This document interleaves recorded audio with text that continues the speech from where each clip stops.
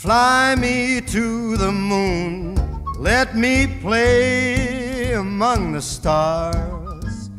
Okay, we're here with Sal Polisi, who is the writer of the Sinatra Club. Nice to have you here, Sal. Tell me a little bit about the movie. Okay, the movie is a true crime story from 1972. When I was in my 20s, I opened up a little social club in Queens, New York. Became very popular. An old friend of mine named John Gotti, was unknown at that time, came there and we built this enormous gambling establishment before Atlantic City. And of course for the mob in New York City to have a place to gamble, it was exciting.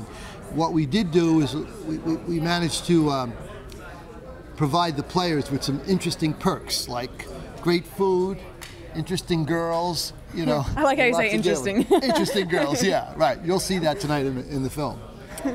And that's the premise of the movie. Now, and this takes place back in the 70s as well. 1972. The premise of the movie is really about the Sinatra Club, the inner workings of the Sinatra Club, but also there was a heist that took place right around that time that was planned in the Sinatra Club. At the very same time, the five families were at war.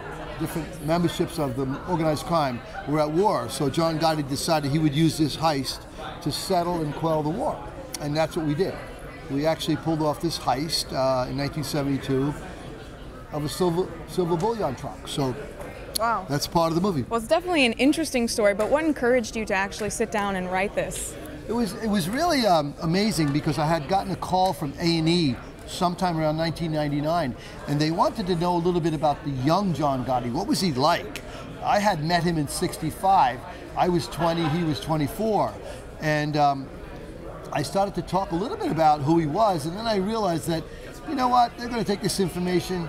I'm not going to do the interview, I said. So I passed on the interview, went to the computer, and I said to my wife, I'm going to write a little story about the young John Gotti. And I went to a circle and decided Sinatra Club was really the basis for the story. Right. And that's how it came about. And was this a little bit nerve-wracking for you?